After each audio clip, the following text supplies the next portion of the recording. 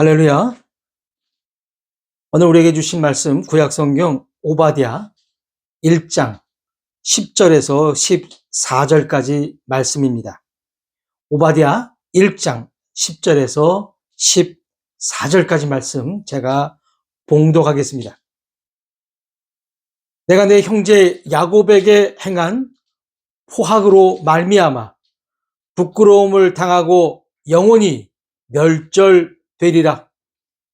내가 멀리 섰던 날 곧 이방인이 그의 재물을 빼앗아가며 외국인이 그의 성문에 들어가서 예루살렘을 얻기 위하여 제비 뽑던 날에 너도 그들 중 한 사람 같았느니라.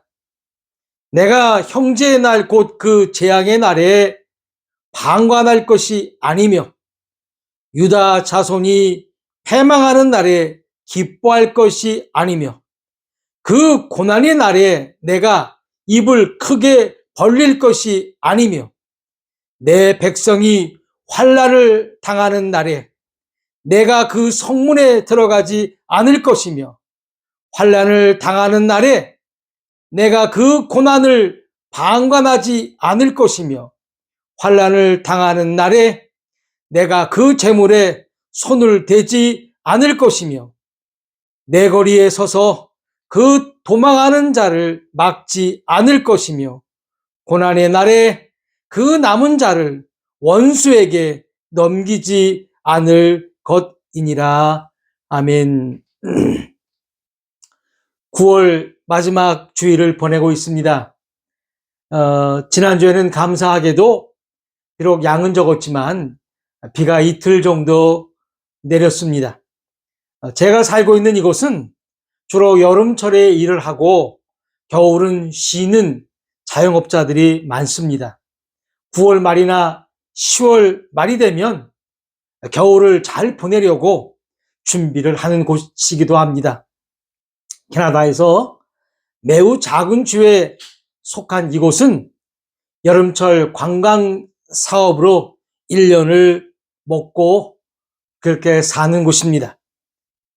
이제 거의 2025년도도 마무리를 할 때가 왔다고 합니다. 참으로 시간이 유수와 같이 그렇게 빠르게 흘러갑니다. 오늘은 지난주에 이어 오바댜서 강의 두 번째 시간을 가져봅니다. 잠깐 우리 지난주의 말씀들을 기억해 보면 여러분은 에돔입니까? 이스라엘입니까? 라는 제목으로 말씀을 나누었습니다. 역시 제목 또한 원수 같은 이웃이라고 했습니다. 아무리 독수리처럼 높이 오르고 별 사이에 깃들었어도 하나님께서는 끌어내리신다고 말씀하셨습니다. 오늘 두 번째 시간으로 왜 하나님께서는 에돔을 멸망시킬 수밖에 없는 이유를 말씀하고 계시는 걸까요? 오늘 본문에서도 확인했던 것처럼 에돔이 이스라엘에 대해서 지나치게 행동했다는 이유인 것입니다. 에돔은 지난주에도 우리가 살펴본 바대로 이스라엘보다 월등히 잘났습니다. 그런데 하나님께서는 그런 우리보다 왜 이스라엘을 더 사랑하시느냐 하는 것이었습니다. 이것이 바로 열등감입니다. 에돔의 열등감이 바로 이스라엘에게 나타났던 것이었습니다. 이민 사회는 일반적으로 한국 사회와 다른 점이 꽤 많습니다. 이곳에서 이민업을 하시는 분이 계십니다. 그야말로 영주권에 목숨을 건 사람들에게는 구세주와 같은 분이십니다. 무작정 캐나다로 오시는 분들, 아이들 교육을 위해서 오시는 분들 등등 오시는 목적들이 다들 다양하십니다. 그러다 보니 그 이민업을 하시는 분은 그야말로 많은 이들에게 생명의 은인과도 같은 분이십니다. 그런 사장님을 따르는 분이 몇 있습니다. 그 사장님 댁에서 머슴처럼 일하는 분도 계십니다. 본인 스스로가 그렇게 말을 합니다. 그런데 머슴처럼 일하는 부부에게는 이상하리만큼 시기와 질투 그리고 열등감이 있다는 것입니다. 혹 그 사장님께서 영주권 문제로 상담을 오는 사람들에게 친절을 베풀면 그 사장님 댁에서 일을 도와주는 스스로가 머슴 일하는 그 부부는 그 사람들을 몹시 싫어합니다. 내가 이렇게 일을 해드리고 편의를 봐드리는데 그래서 자기들만 그 사장님의 관심을 받고 싶어 한다는 것입니다. 이래저래 이상하죠? 예, 이상합니다. 바로 오늘 에돔이 이런 경우입니다. 하나님께서 이스라엘을 사랑하는 것에 대해 나는 이스라엘보다 더 잘났는데 왜 이스라엘만 사랑하시지 하면서 에돔은 이스라엘을 핍박하고 시기하고 미워했던 것이었습니다. 하나님께서 여러분들을 진정 사랑하신다면 여러분 주위에 있는 사람들은 반드시 정말 반드시 여러분들을 시기하고 질투하고 미워하게 되어 있다는 것입니다. 이것은 이상한 일이 아니고 당연한 일인 것입니다. 그럼 왜 하나님께서는 이런 에돔을 이스라엘 옆에 두셨을까요? 지난 시간에도 말씀을 드렸듯이 하나님의 백성인 이스라엘이 하나님께서는 겸손하기를 원하셨다는 것입니다. 우리가 하나님을 잘못 믿게 되면 우리는 신앙에 대해서 착각할 수 있다는 것입니다. 설교를 듣고 성경을 공부하고 신학 서적을 읽고 하나님의 은혜를 접하면서 우리는 우리 스스로가 대단한 사람으로 생각한다는 것입니다. 물론 대단한 사람은 맞습니다. 세상 가운데서 뽑아주셔서 구원받게 주셨기에 우리는 대단한 사람은 맞습니다만 그렇기 때문에 세상을 우습게 아는 것은 잘못된 것이라는 것입니다. 신앙이 좋다는 사람의 특징은 세상을 너무나도 우습게 안다는 것입니다. 우리는 지난 1월에 서울 서부지방법원 점거 폭동 사건을 알 것입니다. 그곳에는 꽤 많은 청년들이 법원에 들어가 난동을 부렸습니다. 그 청년들 중에는 기독 청년들이 많았다고 합니다. 아마도 신앙이 좋은 청년들이었을 것입니다. 하나님을 너무 사랑해서 빨갱이인 사탄을 몰아낸다고 그들은 그렇게 믿고 행동했을 것입니다. 법원이 아니고 그들에게는 사탄의 속을 이었던 것이었습니다. 결론적으로 그들은 좋은 신앙을 세상을 우습게 보는 것에 대해서만 사용했다는 것입니다. 아무리 좋은 신앙이라도 이 세상에 살면 이 세상에서 정한 법을 따라야 하는 것입니다. 그렇지 않다면 바로 그것이 교만이라는 것입니다. 천하에 못된 사람이 누구인 줄 아십니까? 바로 하나님 앞에서 내가 존귀하다고 해서 아무것도 인정하지 않고 제멋대로 행동하는 사람이라는 것입니다.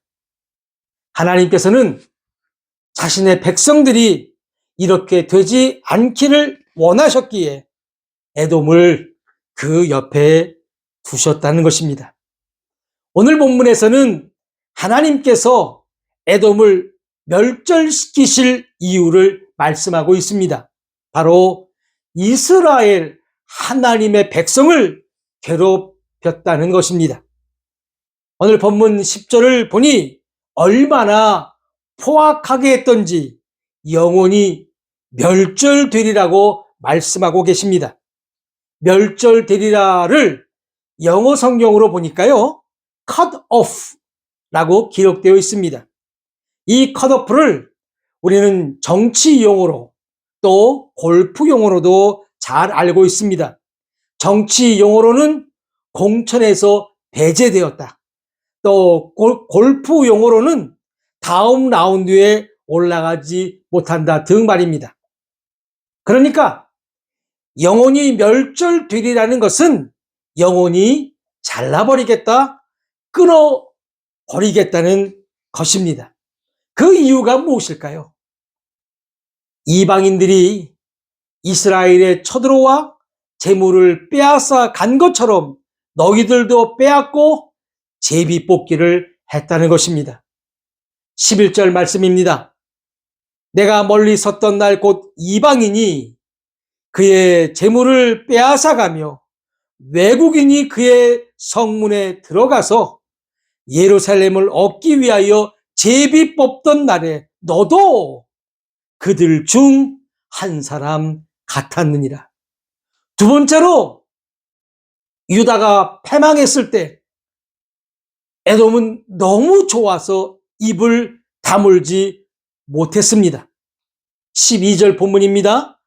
내가 형제의 날 곧 그 재앙의 날에 방관할 것이 아니며 유다 자손이 패망하는 날에 기뻐할 것이 아니며 그 고난의 날에 내가 입을 크게 벌릴 것이 아니며. 이제는 이스라엘의 재물에 손도되었습니다. 그렇게 난공불락의 요새에 독수리처럼 높은 곳에서 별들 사이에 깃들었을 정도의 에돔이 말입니다. 13절입니다. 내 백성이 환난을 당하는 날에 내가 그 성문에 들어가지 않을 것이며 환난을 당하는 날에 내가 그 고난을 방관하지 않을 것이며 환난을 당하는 날에 내가 그 재물에 손을 대지 않을 것이며. 그리고 최종적으로 그들은 도망치는 이스라엘 백성들을 잡아서 심지어는 원수에게 노예로 팔아 넘겼다는 것입니다. 14절입니다.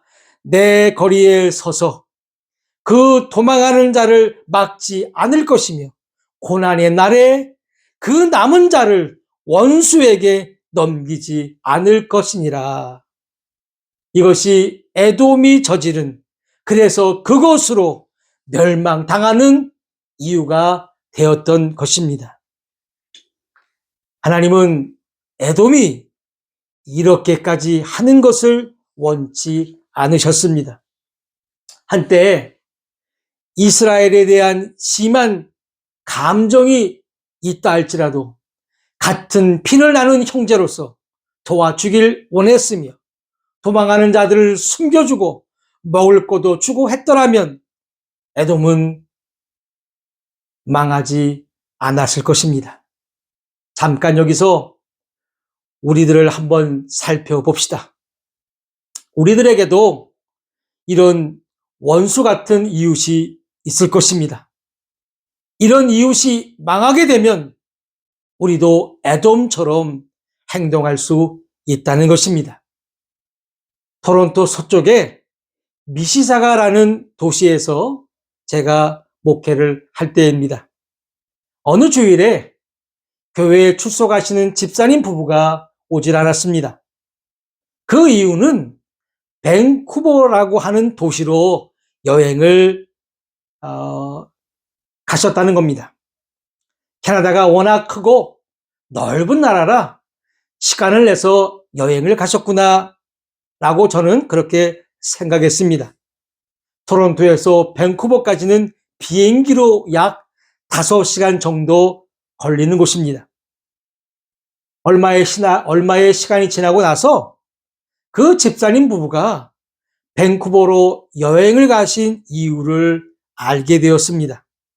그 집사님 부부가 밴쿠버에 사실 때 자신들에게 상처를 주었던 교회가 망했다는 소식을 접하고 진짜 교회가 망해서 사라졌나 확인차 그렇게 비싼 항공 요금까지 지불하면서 갔다 왔다는 것이었습니다.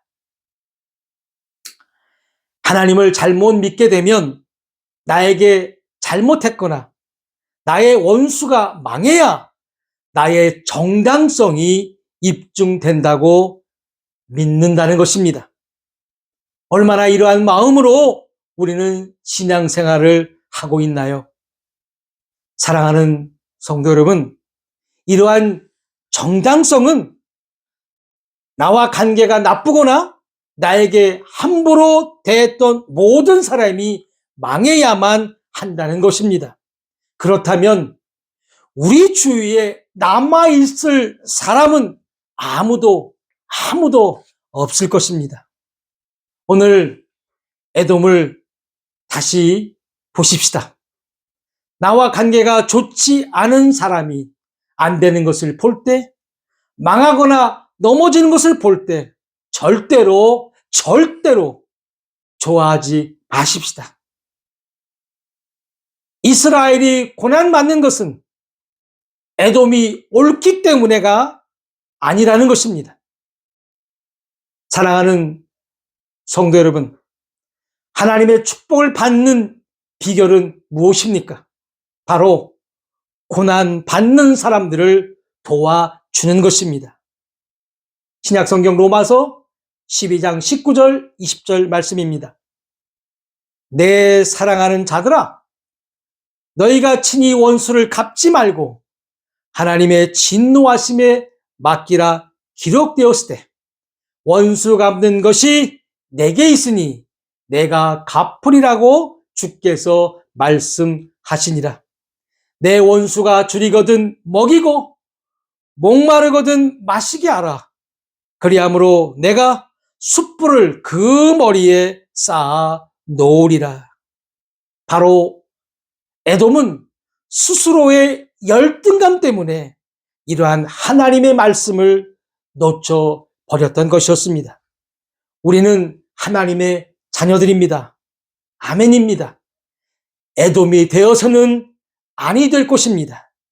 하나님의 자녀이기에 특권이 있지만 이 특권이 우리를 교만하게 만들지 못하게 해야 할 것입니다.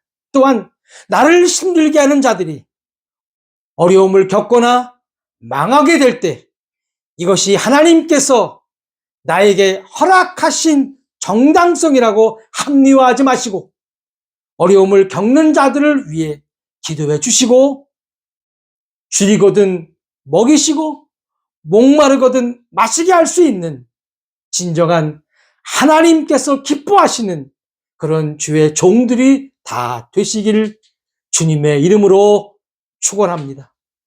오늘 말씀을 통해 여러분 스스로를 돌아보시고 혹시 에돔 같은 마음이 있는지 스스로 교만함에 스스로 열등감에 사로잡혀 있는지를 돌아보시고 하나님께서 원하시는 사랑의 종들이 다 되시기를 주님의 이름으로 축원하면서 다 같이 오늘 주신 말씀 기억하시면서 우리 주님께 머리 숙여 기도하시겠습니다.